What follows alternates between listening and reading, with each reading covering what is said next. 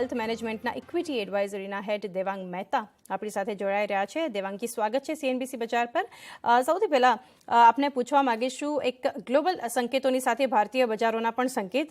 Rate hike જે રીતે આપણે જોયો US ફેડ દ્વારા ગઈકાલે થયો 75 બેસિસ પોઈન્ટનો, જે એક અપેક્ષિત હતું, પરંતુ ફેડ દ્વારા ફરી એક હોકિશ કોમેન્ટ્રી આવી છે અને ટર્મિનેટલ જે કહી શકાય કે રેટની કોઈ ક્લેરિટી નથી આવી જેરોમ પોવેલ દ્વારા.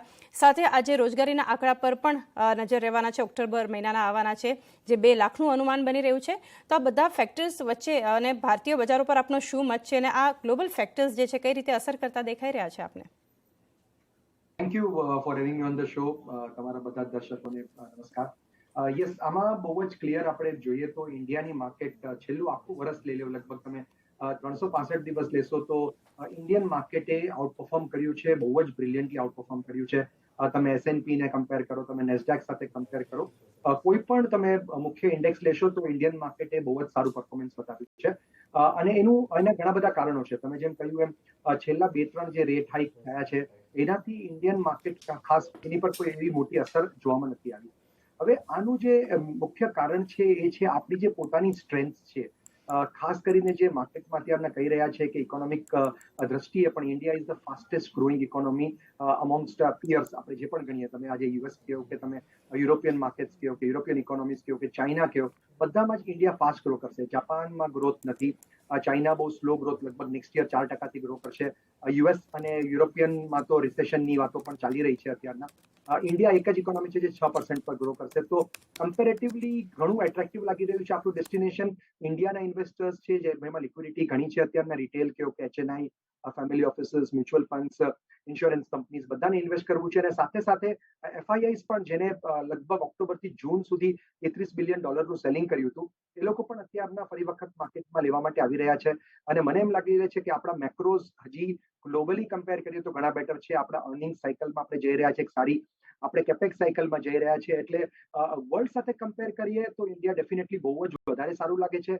એમ નહીં કહું કે US માર્કેટ 20% જો ઘટે તો આપણે 20% વધીએ, એટલું બધું પેરેલલ ડ્રો નહીં કરાય. પણ આઈડિયલી આપણે આઉટ પરફોર્મ તો કરશું જ ગ્લોબલ માર્કેટને નિયર ફ્યુચર અને મીડિયમ ટર્મ ફ્યુચરમાં, એવું લાગી રહ્યું છે. જી, ડેફિનેટલી. તો અહીંયા આઉટ પરફોર્મ કરશે આપણું બજાર, ભારતીય બજાર પર ખાસ કરીને કે આ મત તમે જે આપ્યો એ જ રીતે દેવાંગજી, અહીંયા FIIs પર એક મત લઈ લઈએ. જે રીતે થ્રુ આઉટ ધ વીક આપણે જોયું છે, બધા જ ટ્રેડિંગ સેશનમાં એક બાઇંગ જોવા મળ્યું છે. તો FIIsનો ફરી જે ભારત પર એક વિશ્વાસ આવ્યો છે, આપણે કહી શકાય અન્ય માર્કેટ્સ કરતાં, તો એની અસર આપ કઈ રીતે જોઈ રહ્યા છો અને આ ફેક્ટરને FIIs બાઇંગને કઈ રીતે લઈ રહ્યા છો? આઈ થિંક પોઝિટિવલી કોઈ છૂટકો જ નથી એમને બાઇંગ કર્યા વગર. કારણ કે જેમ મેં કહ્યું, ગ્લોબલ માર્કેટમાં અત્યારના તમારે ક્યાંય પણ પૈસા નાખવા હોય તો ઇન્ડિયન માર્કેટ જ સૌથી એટ્રેક્ટિવ લાગી રહ્યું છે. એના જે મુખ્ય કારણો છે એ મેં પહેલા બી કહ્યું, ડેમોગ્રાફિક્સ જે ઇન્ડિયામાં ફેઝ આઉટ થઈ રહ્યા છે, અત્યારના જે હિસાબે પોલિટિકલ સ્ટેબિલિટી, ઘણા લોકો આને વેટેજ નથી આપતા, પણ પોલિટિકલ સ્ટેબિલિટી પણ બહુ જ ઇમ્પોર્ટન્ટ છે. મેક્રો સ્ટેબિલિટી તમે જુઓ તો કરન્સી પણ આપણી બહુ સ્ટ્રોંગ રહી હતી. હવે છેલ્લા ફેઝમાં, છેલ્લા મહિના 2 મહિનામાં આપણે કરન્સીમાં કમજોરી જોઈ છે, પણ એ લગભગ રૂપી ડેપ્રિસિએશન નથી, વધારે ડોલર એપ્રિસિએશન છે. એના માટે આ જોવાઈ રહ્યું છે. બહુ ઇમ્પોર્ટન્ટ એક વાત છે કે કમોડિટી સાયકલ જે હતી એમાં પણ ઘણા બધા કમોડિટીના પ્રાઇસીસ જે હિસાબે કોલેપ્સ થયા છે. લાસ્ટ 8-10 મહિના પહેલા આપણે જયારે વાત કરતા હતા તો બધી કમોડિટીઝ વધી રહી હતી. સ્ટીલ હોય, નિકલ હોય, એલ્યુમિનિયમ હોય, ક્રૂડ હોય, આ બધું જ અત્યારે નીચે આવ્યું છે. એટલે આપણા જેવા જે કમોડિટી કન્ઝ્યુમિંગ નેશન્સ છે એના માટે પણ એક ફાયદાકારક છે. તો મારા હિસાબે આ ઘણા બધા સંકેતો, જે હું હંમેશા કહું છું, 3 Cs પણ ઇન્ડિયામાં અત્યારે તમે FIIs જોઈ રહ્યા છે, જેને આપણે 3 Cs કહીએ. તો જે પહેલું C છે એ છે ક્રેડિટ ગ્રોથ.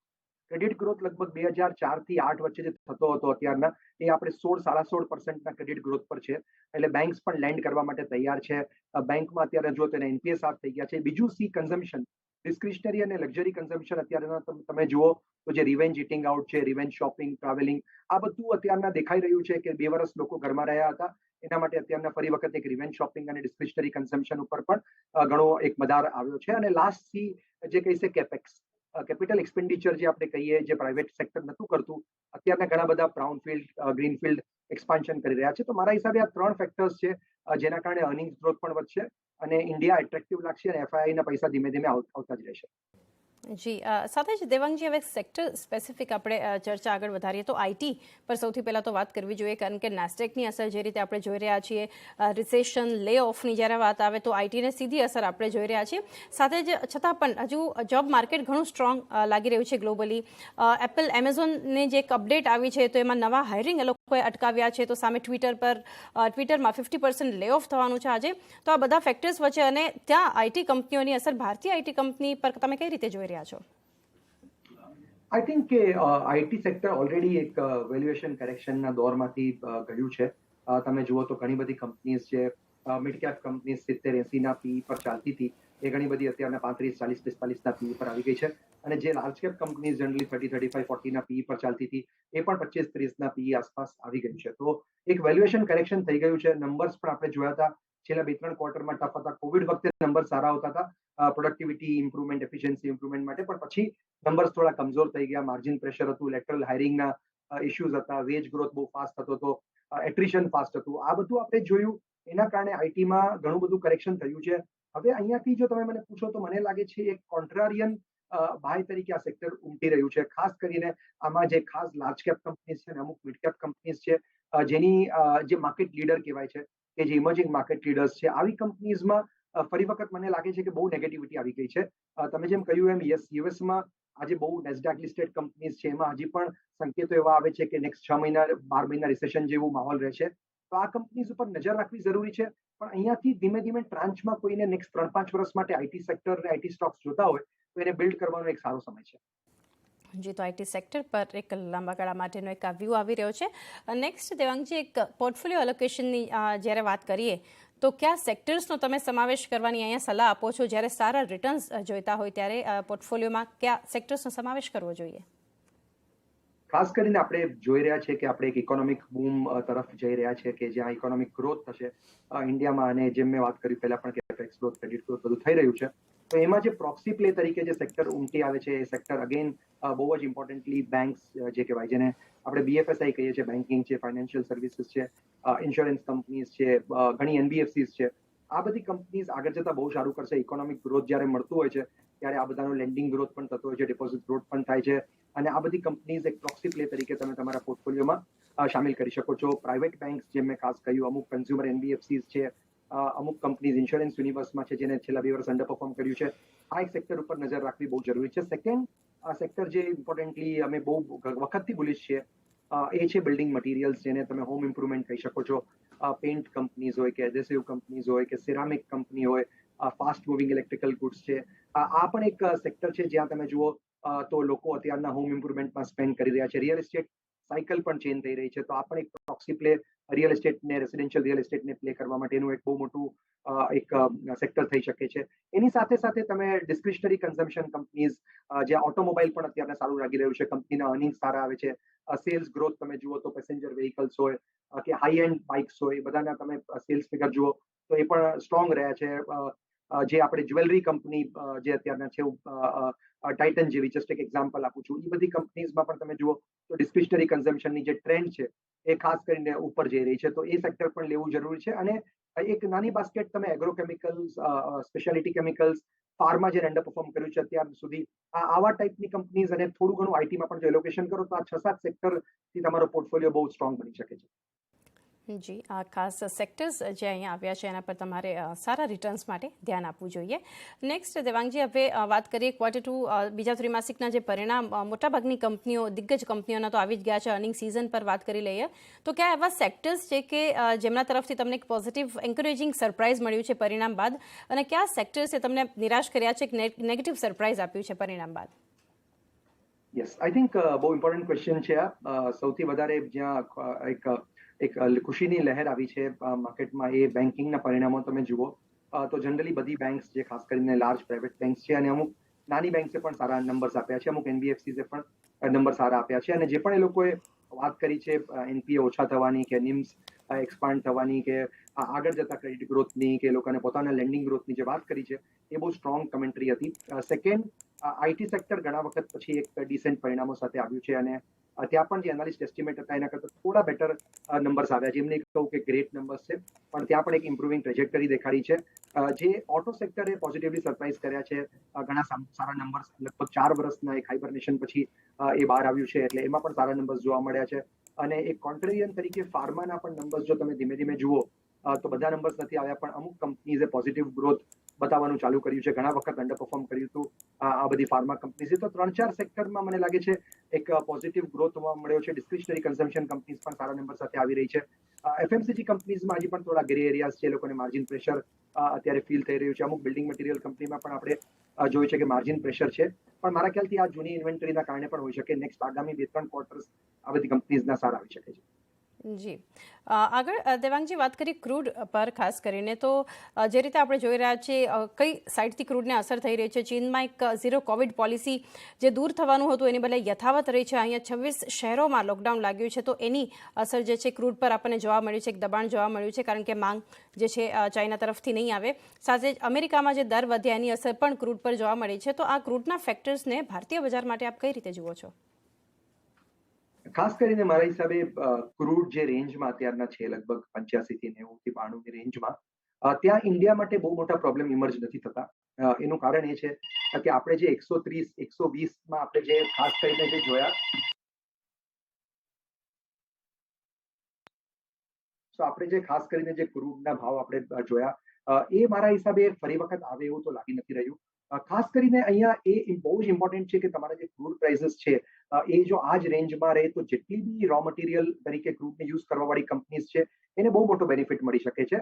અને ઇનપુટ કોસ્ટ પ્રેશર અથવા રો મટીરિયલ પ્રેશર જો ડાઉન હોય તો આઈ થિંક આ બધી કંપનીઝ બહુ પોઝિટિવલી ઇમ્પેક્ટ થઈ શકે છે. ખાસ કરીને જે મેં પહેલા બી કંપનીઝ કહી, પેઇન્ટ્સ છે, એડહેસિવ્સ છે, અને જ્યાં પણ આ બધું યુઝ થતું હોય એ કંપનીઝને ફાયદો થઈ શકે. મારા હિસાબે ક્રૂડ જો નીચે રહે તો ઇન્ડિયાની ઓવરઓલ ફિસ્કલ ડેફિસિટને બધા માટે પણ એક પોઝિટિવ છે. એક ઇન્ડિયા માટે એફઆઈઆઈ ઇન્વેસ્ટમેન્ટ માટે પણ એક પોઝિટિવ છે. ક્રૂડનું ઉપર જવું ઇન્ડિયા માટે ડેફિનેટલી એક થોડા વધારે પ્રોબ્લેમ્સ ઇમર્જ કરાવી શકે છે. જી, અને જ્યારે ક્રૂડની આપણે વાત કરી રહ્યા છીએ દેવાંગજી, ત્યારે એક મેટલ સેક્ટર પર પણ એક મત લઈ લઈએ આપનો. જે રીતે વોલેટિલિટી ક્રૂડમાં આપણે જોઈએ છીએ, ભાવ ઉપર નીચે થવા સાથે કોમોડિટી પ્રાઇસીસની અસર પણ સીધી આ સેક્ટર પર પડતી હોય છે. તો મેટલ સેક્ટર પર આપની શું સલાહ છે? જનરલી અમે metal as a sector over long term investors માટે જનરલી અમે અવોઇડ કરીએ છીએ. આમાં એનું કારણ છે કે ગ્લોબલ સિક્લિકાલિટી બહુ આવે છે. ચાઇનાનું તમારે બધું જોવું પડે છે, એલએમઈ જોવું પડે છે, અને ખાસ કરીને આ બધા સેક્ટર્સ આપણે જેને કહીએ કે ડીપ સિક્લિકલ હોય છે. કદાચ 5 વર્ષની ખરાબ સાયકલ પછી 2 કે 3 વર્ષની સારી સાયકલથી જાય છે, પણ એને ટાઈમ કરવું ઓલમોસ્ટ ઇમ્પોસિબલ હોય છે. સો મારા હિસાબે જે પણ short term medium term investors હોય એ લોકો, અત્યારના ટ્રેન્ડ સારી છે, મેટલમાં પણ અત્યારના કરેક્શન બી આવ્યું છે, એ લોકો એને જોઈ શકે છે. પણ પ્યોર લોંગ ટર્મ ઇન્વેસ્ટર્સ જે ફંડામેન્ટલ જોઈને ઇન્વેસ્ટ કરે છે એના માટે હું અત્યારના ખાસ કહીશ કે મેટલ જેવા સેક્ટર અવોઇડ કરી શકે છે. ઘણા બધા સારા સેક્ટર્સ ઇમર્જ થઈ રહ્યા છે, તો એવું જરૂરી નથી કે તમે ડીપ સિક્લિકલ ગ્લોબલ સિક્લિકલ સેક્ટર્સમાં જાઓ. જી, તો અહીંયા એક અવોઇડ કરવાની સલાહ મેટલ્સ પર તમને મળી રહી છે. નેક્સ્ટ સેક્ટર ઓટો સેક્ટર પર આપણે ચર્ચા કરીએ. દેવાંગજી, નંબર્સ જે રીતે આવ્યા છે એક મિશ્ર અત્યાર સુધીમાં તો આપણે જોયા છે ઓટો નંબર્સ, જે આંકડા આવ્યા વેચાણના આંકડા, ઘણા પડકાર હતા આ સેક્ટર સામે. અગર વાત કરીએ તો અર્થતંત્રની સીધી અસર આ સેક્ટર પર આપણે જોઈ રહ્યા હતા. તો ઓવરઓલ ઓટો એન્સિલરી પર આપનો શું મત છે? ઓવરઓલ ઓટો અને ઓટો એન્સિલરી અને ઓટો કમ્પોનન્ટ જે સેક્ટર છે એ બહુ લાર્જ સેક્ટર છે. ઇન્ડિયામાં ઘણો ઇમ્પેક્ટફુલ હોય છે, પણ તમે છેલ્લા 3-4 વર્ષમાં જુઓ તો આ સેક્ટરે મલ્ટિપલ હેડવિન્ડ ફેસ કરી છે. હવે ઘણા વખત પછી જ્યારે વેહિકલ લેવાનું બૂમ આવ્યું છે, લોકો ડિસ્ક્રિશનરી કન્ઝમ્પશન કરી રહ્યા છે. ઇનફેક્ટ હાઈ એન્ડ કાર્સ અને હાઈ એન્ડ બાઇક્સની વધુ ડિમાન્ડ છે, અને કમર્શિયલ વેહિકલ્સ પણ ધીમે ધીમે ફરી વખત પાછા આવી રહ્યા છે. ટ્રેક્ટર્સની પણ ડિમાન્ડ વધી છે, કારણ કે રૂરલ ડિસ્ટ્રેસ ઓછી થઈ રહી છે એવું દેખાઈ રહ્યું છે. તો મારા હિસાબે આ સેક્ટર અને આ સેક્ટરમાં ઘણા બધા કમ્પોનન્ટ વાળી કંપનીઝ પણ છે. ઈવીઝ એક નવું થીમ પણ ઇમર્જ થયું છે.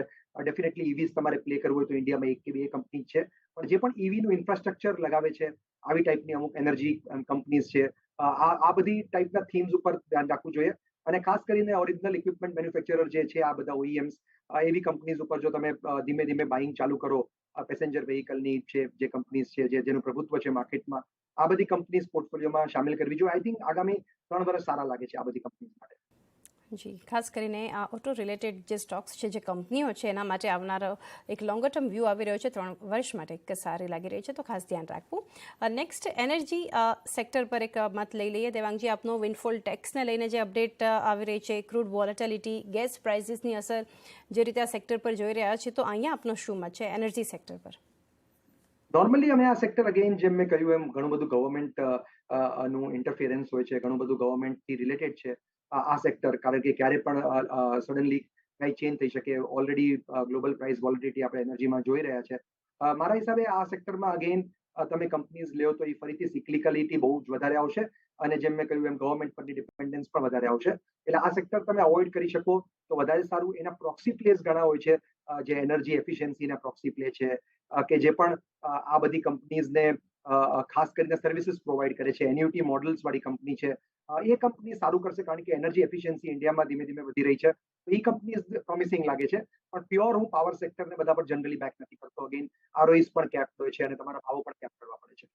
જી, તો ખાસ આ સેક્ટર પર હાલ અવોઇડની સલાહ આવી રહી છે. અને લાસ્ટલી કેપિટલ ગુડ સેક્ટર પર દેવાંગજી આપનો મત લઈ લઈએ તો અહીંયા જે છે આપ આવનારા સમય માટે શું સલાહ આપો છો? આ બહુ જ એક પોઝિટિવ સેક્ટર બની શકે છે. તમે જે ખાસ કર્યું કેપિટલ ગુડ્સ સેક્ટર, એમાં ઘણા વખત પછી તમે જુઓ તો કેપેક્સ સાયકલ નો પ્રોક્સી તરીકે કેપિટલ ગુડ્સ તમે પ્લે કરી શકો. ઘણી બધી સારી કંપનીઝ આમાં છે, જેના નંબર્સ પણ સુધરી રહ્યા છે, ઓર્ડર બુક્સ પણ સ્ટ્રોંગ છે. આમાં અમુક કંપનીઝ જે એમએનસી કંપનીઝ છે એવી છે જે ડેટ ફ્રી છે, અને ખાસ કરીને જેના આરઓઈસ પણ બહુ સ્ટ્રોંગ છે અથવા વધી રહ્યા છે. સો મારા હિસાબે કેપિટલ ગુડ્સ એક એન્સિલરી સેક્ટર છે, જેને તમે પ્લે કરી શકો, જેને ખાસ કરીને કેપેક્સ સાયકલ માટે 10 વર્ષ માટેનું આ પ્લે નથી, પણ નેક્સ્ટ 3-4 વર્ષ જો ઇન્ડિયામાં કેપેક્સ થશે તો capital goods will be the biggest beneficiary. જી, આ ખાસ કરીને આ સેક્ટર પર એક પોઝિટિવ મત તમને મળી રહ્યો છે.